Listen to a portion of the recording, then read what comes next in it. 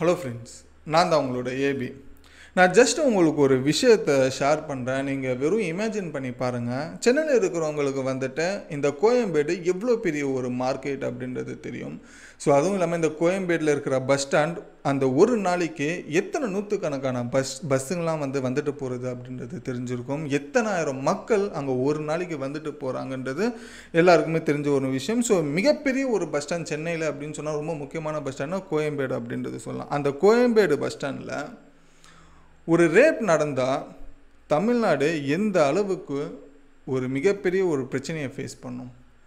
எத்தனை பேர் வந்துட்டு போர்க்குடியை தூக்கியிருப்பாங்க, எத்தனை பேர் ப்ரொட்டஸ்ட் நடத்தியிருப்பாங்க, எவ்வளோ பெரிய ஒரு ஹார்ட் ஆஃப் த நியூஸாக நம்ம நாட்டுக்கு இது மாறி இருக்கும் கோயம்பேட்டில் அந்த மாதிரி ஒரு விஷயம் நடந்திருந்தா. இத்தனைக்கும் கோயம்பேடு நம்மளோட government bus stand. So literally இதே போல் பூனேயோட ஸ்டேட் பஸ் ஸ்டாண்ட் ஒன்று இருக்குது. கோயம்பேடு மாதிரியே அதுவும் ஒரு மிகப்பெரிய ஒரு முக்கியமான பஸ் ஸ்டாண்ட். அங்கேயுமே ஆயிரக்கணக்கான மக்கள் ஒரு நாளைக்கு வந்துட்டு போகிறாங்க. நூற்றுக்கணக்கான பஸ் எல்லாமே வந்துட்டு போகுது. அதில் ஒரு கவர்மெண்ட் ஏசி பஸ்ஸில் ஒரு பொண்ணு ரேப் செய்யப்பட்டிருக்கா.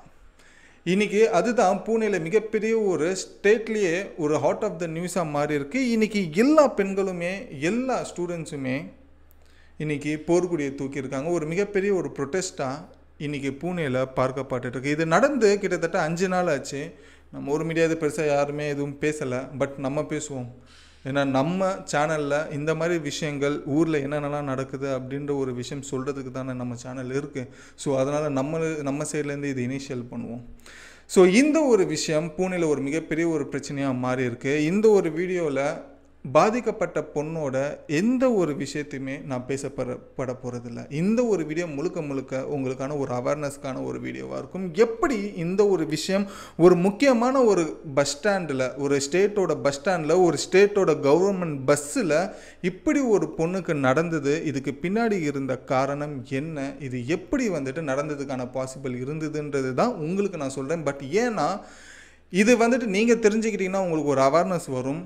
நாளைக்கு பின்ன இது யாருக்கு வேணாலும் நடக்கிறதுக்கான வாய்ப்புகள் இருக்கலாம். ஸோ அதுக்காக தான் ஒரு முன்கூட்ட எச்சரிக்கையாக தான் இந்த ஒரு வீடியோ போடுறேன். ஸோ இந்த ஒரு வீடியோ ரொம்ப யூஸ்ஃபுல்லாகவும் இருக்கும். அண்ட் உங்களோட ஃப்ரெண்ட்ஸ் அண்ட் ஃபேமிலிஸ்க்குமே இது மறக்காமல் ஷேர் பண்ணுங்கள். என்ன நடந்தது பூனேயோட பஸ் ஸ்டாண்டில், அந்த பொண்ணுக்கு நடந்த அநீதி என்னன்றது ரொம்ப ஷார்ட் அண்ட் ஸ்வீட்டாக வெறும் 10 நிமிஷத்தில் தெரிஞ்சிக்கலாம். ஸோ வாங்க வீடியோக்குள்ளே போகலாம். நான் தான் உங்களோட ஏபி and welcome to our channel. இன்னும் நம்ம சேனல் சப்ஸ்கிரைப் பண்ணலன்னா உடனே சப்ஸ்கிரைப் பண்ணிக்கோங்க.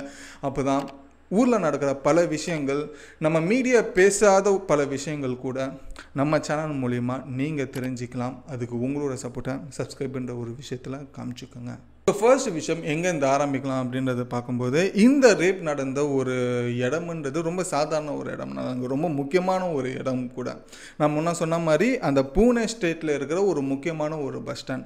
அந்த பஸ் ஸ்டாண்ட் பேர் தான் எம்எஸ்ஆர்டிசி அப்படின்னு சொல்ல போகிற பஸ் ஸ்டாண்ட். இது எப்படி நம்ம சென்னையில் வந்துட்டு கோயம்பேடில் சிஎம்பிடி அப்படின்றது நம்ம சொல்கிறோம். ஸோ அதே போல் பூனேயில் ஒரு முக்கியமான கவர்மெண்ட், அதாவது அந்த ஸ்டேட்டோட கவர்மெண்ட் நடத்துகிற ஒரு முக்கியமான ஒரு பஸ் ஸ்டாண்ட் தான் இந்த எம்எஸ்ஆர்டிசி பஸ் ஸ்டாண்ட் அப்படின்னு சொல்லி. இந்த ஒரு பஸ் ஸ்டாண்ட் எந்த அளவுக்கு பெருசு, எந்த அளவுக்கு முக்கியமானது அப்படின்றது பார்க்கும்போது, இந்த பஸ் ஸ்டாண்டில் ஒரு நாளைக்கு கிட்டத்தட்ட 60,000 மக்கள் வந்துட்டு போகிற ஒரு இடம் அப்படின்றது சொல்கிறாங்க. எந்த அளவுக்கு ஒரு மேசிவ் க்ரௌட் இருக்கிற ஒரு இடம் பாருங்கள்.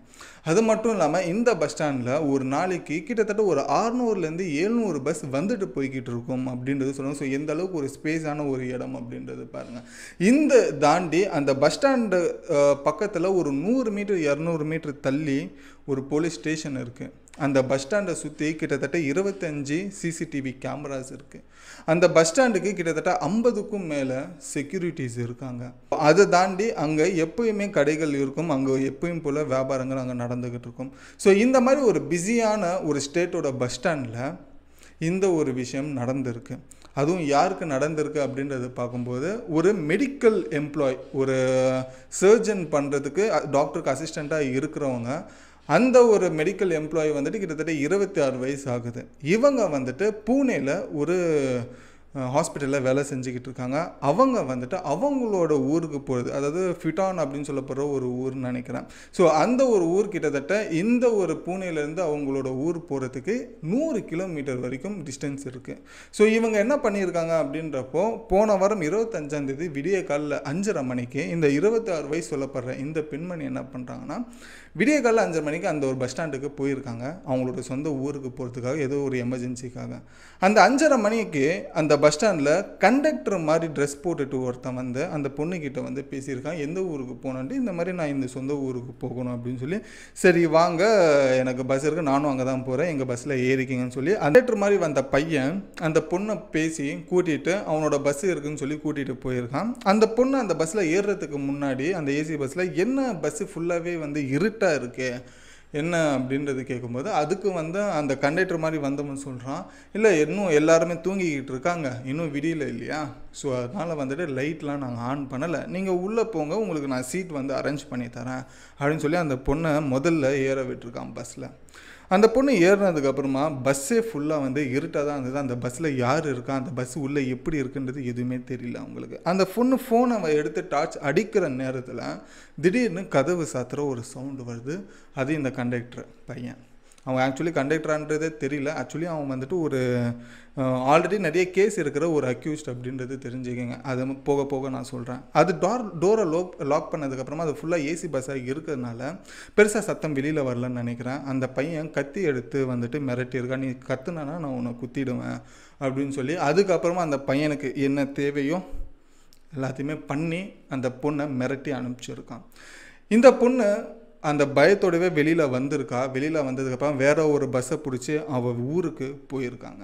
போகிற நேரத்தில் அவள் ஃப்ரெண்டுக்கு கால் பண்ணியிருக்கான், இந்த மாதிரி வந்துட்டு நான் ஒரு 5:30 மணிக்கு அந்த பஸ் ஸ்டாண்டில் நின்னேன், ஸோ ஒருத்தன் வந்துட்டு பஸ்ஸில் ஏற்றி விடுறேன்னு சொல்லி வந்தான், ஸோ இந்த மாதிரி ஒரு விஷயங்கள் நடந்துருச்சு, ஸோ எனக்கு என்ன பண்ணுறதுன்னே தெரியல, எனக்கு ரொம்ப பயமாக இருக்குது, இந்த விஷயத்த வெளியில் சொன்னால் என்னை கொன்றுவன் வேற மிரட்டியிருக்கான் அப்படின்ற ஒரு விஷயத்த அந்த பொண்ணு அவன் ஃப்ரெண்டுக்கிட்ட கன்வே பண்ணியிருக்காங்க.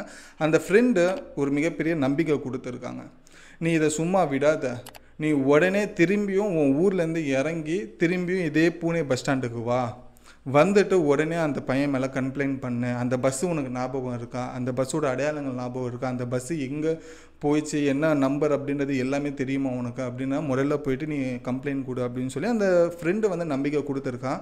ஸோ திரும்பியும் இந்த பொண்ணு என்ன பண்ணியிருக்காங்க அப்படின்னாக்கா, அந்த அவங்க ஊர்லேருந்து இறங்கி வீட்டுக்கு போகாமல் திரும்பியும் இறங்கின பஸ்ஸில் திரும்பியும் ஏறி பூனேக்கு வந்திருக்காங்க. அந்த பஸ் ஸ்டாண்டு டிப்போக்கு, அந்த டிப்போக்கு பக்கத்தில் ஒரு 200 மீட்டர் தள்ளி இருக்கிற அந்த போலீஸ் ஸ்டேஷனில் போயிட்டு இந்த பஸ்ஸு இந்த பஸ் நம்பரு, இந்த மாதிரி ஒருத்தன் வந்து என்ன ரேப் பண்ணியிருக்கான் அப்படின்ற ஒரு விஷயம் வந்துட்டு சொல்லியிருக்காங்க. உடனே இந்த போலீஸ் வந்துட்டு ரியாக்ஷன் பண்ணி யார் அது அப்படின்னு சொல்லி கிட்டத்தட்ட அந்த பஸ் ஸ்டாண்டில் ஒரு 25 சிசிடிவி கேமரா இருக்குது. அந்த சிசிடிவி கேமரா மூலிமா பையனை கண்டுபிடிச்சிட்டாங்க. இந்த பையன் தான் அப்படின்னு சொல்லி ஃபோட்டோ, அவனோட பேர், அவன் யார் என்னன்றது மொத்த டீட்டெயிலுமே கொடுத்துட்டாங்க. அவனோட பேர் வந்துட்டு ட்ரபத்தியா காடே அப்படின்றது சொல்கிறாங்க. ஸோ இவன் கிட்டத்தட்ட ஒரு 36 வயசு ஒரு ஆள். ஸோ இவனை வந்துட்டு ஃபேஸ்லாம் கண்டுபிடிச்சதுக்கு அப்புறமா இவனை தேட ஆரம்பிச்சிருக்காங்க. ஆள் வந்துட்டு அப்ஸ்காண்ட் ஆகிட்டான். ஸோ அதுக்கப்புறமா ஒரு 13 டீமை வச்சு பூனே போலீஸ் வந்துட்டு தேடி இருக்காங்க. அதுக்கப்புறமா ஃபைனலாக கண்டுபிடிச்சிட்டாங்க. அது மட்டும் இல்லாமல் இந்த அக்யூஸ்ட் வந்துட்டு என்னென்னலாம் பண்ணியிருக்கான் அப்படின்றப்ப பார்க்கும்போது 2019 இவன் பெயிலில் வெளியில் வந்திருக்கான். அது வரைக்குமே பெயிலில் தான் வந்துட்டு சுற்றிக்கிட்டு இருந்திருக்கான் ஊருக்குள்ளே. நிறைய இவன் மேலே வந்துட்டு செயின் ஸ்நாச்சிங் கேசஸ் இருக்குது, ராபரி கேஸ் அப்படின்றது இருக்குது. ஆல்ரெடி இவன் வந்துட்டு தேடப்படப்படுற ஒரு குற்றவாளியாக இருந்திருக்கான். ஆனால் அது வந்துட்டு கவர்மெண்ட்டோட ஸ்டேட்டோட பஸ் ஸ்டாண்ட்லேயே இவ்வளோ நாள் சுற்றிக்கிட்டு இருந்திருக்கான். ஒரு கவர்மெண்ட் பஸ்ஸுக்குள்ளே நுழைஞ்சி இந்த ஒரு விஷயத்தை பண்ணுறதுக்கான தைரியம் அவனுக்கு எப்படி வந்ததுன்னு தான் தெரியல. அதுதான் இங்கே எல்லாருமே மீடியாவுமே வந்துட்டு இந்த போலீஸ்கிட்ட கேட்குற ஒரு கேள்வியாக இருக்குது. ஒரு 2019 பெயில் அவுட் ஆனவன் இவ்வளோ பெரிய ஒரு அக்யூஸ்ட்டை வந்துட்டு எப்படி பஸ் ஸ்டாண்டில் இவ்வளோ அசால்ட்டாக சுற்றுறான், அதுவும் ஒரு முக்கியமான பஸ் ஸ்டாண்டில், பொதுமக்கள் வந்துட்டு போகிற பஸ் ஸ்டாண்டில் அப்படின்றது போலீஸ்க்கு அடுத்த ஒரு சேலஞ்சாக வந்துட்டு பொதுமக்கள் வைக்க ஆரம்பிக்கிறாங்க. இதனால இந்த விஷயம் வெளியில் வந்ததுக்கப்புறமா அவனை ஃபைனலாக பிடிச்சிட்டாங்க. கண்டுபிடிச்சது இன்வெஸ்டிகேஷன் ஒரு வகையில் நடந்துக்கிட்டு இருக்கு. இது தாண்டி இந்த பெண்ணுக்கு நடந்த ஒரு விஷயத்தை வச்சு நிறைய பெண்மணிகள் இப்போ வந்துட்டு ப்ரொட்டஸ்ட் நடத்திக்கிட்டு இருக்காங்க. அந்த பஸ் ஸ்டாண்டில் அந்த பஸ்ஸை அடித்து உடச்சி இருக்காங்க. அந்த பஸ்ஸை வந்துட்டு உள்ளே போய் பார்க்கும்போது நிறைய மீடியா பீப்புள்ஸ் கேமரா வீடியோஸ் எல்லாமே சோஷியல் மீடியாவில் பார்க்கும்போது ஆல்ரெடி அங்கே நிறைய அந்த பஸ்ஸுக்குள்ளே, அந்த ஏசி பஸ்ஸுக்குள்ளே குடிச்சிட்டு இருக்கிற அந்த ஒயின் பாட்டில்ஸு, சிகரெட்டாக இருக்கட்டும், பழைய துணிகள், ரொம்ப இருக்கிறதுலே ரொம்ப பழைய ஒரு பஸ்ஸாக இருந்தால் எப்படி இருக்கும், அந்த பஸ்ஸுக்குள்ளே ஏகப்பட்ட ஒரு குப்பைகள் இருந்துக்கிட்டு இருக்கிறத கவனித்தாங்க. ஸோ இந்த பஸ்ஸில் இந்த பொண்ணு தான் முதல் தடவை இல்லை இதுக்கு முன்னாடி ஏதாச்சும் நடந்திருக்கா அப்படின்றது தெரியல. அந்த ஒரு கோணத்துலையுமே வந்துட்டு போலீஸ் அவனை வந்து இன்வெஸ்டிகேஷன் பண்ணிக்கிட்டு இருக்காங்க. ஃபைனலாக அக்யூஸ்டு மாட்டிக்கிட்டான். இப்போது அவனுக்கு என்ன தண்டனை கொடுக்குன்றது தான் இங்கே ஒரு மிகப்பெரிய ஒரு கேள்வியாக இருக்குது. ஸோ நிறைய மக்கள் வந்துட்டு அவனுக்கு தூக்கு தண்டனை கொடுக்கணும் அப்படின்ற ஒரு விஷயம் சொல்கிறாங்க. ஒரு மிகப்பெரிய ஒரு தண்டனை கொடுத்தா தான் இந்த மாதிரி அடுத்த ஒரு விஷயங்கள் நடக்காது அப்படின்றது சொல்கிறாங்க. இது அடுத்த ஒரு விஷயங்கள் நடக்காது அப்படின்றப்போ எனக்கு வந்து கண்டிப்பாக என்னால் அது ஷூரிட்டியாக சொல்லவே முடியாது. ஏன்னா அது ஒரு அக்யூஸ்டு மேலே சொல்கிறத தாண்டி அந்த பஸ்ஸு நிற்கிறதே பஸ் ஸ்டாண்டுக்குள்ளே தான். அது அங்கே இருக்கிற எந்த டிரைவர்ஸும் கண்டுக்கலையா, அங்கே இருக்கிற ஆஃபீஸர்ஸ் வந்து அந்த பஸ்ஸை எப்படி வந்துட்டு திரும்பியும் பழைய மாதிரியே செயல்படுத்தணும், அந்த பஸ்ஸு உள்ளுக்குள்ளே என்ன தான் இப்போலாம் இருக்குது அப்படின்றது யாருமே செக் பண்ணலையா, அங்கே இருக்கிற செக்யூரிட்டிஸ் வந்துட்டு நைட் டைமில் ரவுண்ட்ஸ் வரலையா, அங்கே இருக்கிற போலீஸஸ் இதெல்லாம் கவனிக்கலையா அப்படின்றது ஏகப்பட்ட ஒரு கேள்வி அடுத்தடுத்து வைக்கிற ஒரு விஷயமாக தான் இந்த ஒரு கேஸில் இருக்குது. ஸோ இதுதான் பூனேல ஒரு மிகப்பெரிய ஒரு பிரச்சனையாக போய்கிட்டு இருக்கிற ஒரு விஷயம். இது ஒரு அக்யூஸ்டை தாண்டி நிறைய பேரோட கவன குறைவும் இதில் ஒரு விஷயமா இருக்குன்றது தான் என்னோட பாயிண்ட் ஆஃப் வியூலையுமே சொல்கிறேன். உங்களுக்கு என்ன தோணுது? இதே கோயம்பேடில் நடந்திருந்தால் இது எவ்வளோ பெரிய ஒரு விஷயமா நடந்திருக்கும், ஒரு ஹார்ட் ஆஃப் த நியூஸாக நம்மளோட நாட்டுக்கு நடந்திருக்கும். ஸோ அதே லிட்டரலி இப்போ பூனேலையுமே நடந்துக்கிட்டு இருக்கு. இந்த ஒரு இன்ஃபர்மேஷன் உங்களுக்கு யூஸ்ஃபுல்லாக இருந்தால் லைக் பண்ணி மற்ற ஃப்ரெண்ட்ஸ் அண்ட் ஃபேமிலிஸ் குரூப்ஸ்லையுமே இது ஷேர் பண்ணுங்கள். ஊரில் என்னென்ன விஷயங்கள்லாம் நடக்குதுன்றது அவங்களுமே தெரிஞ்சுக்கிட்டோம். இன்னும் நம்ம சேனல் சப்ஸ்கிரைப் பண்ணலாம், உடனே சப்ஸ்கிரைப் பண்ணிக்கோங்க. அடுத்த ஒரு சூப்பரான வீடியோவில் உங்களை வந்து நிறைய இன்ஃபர்மேஷனில் வந்து நான் பார்க்குறேன். சொல்லி தென் பை பை ஏபி.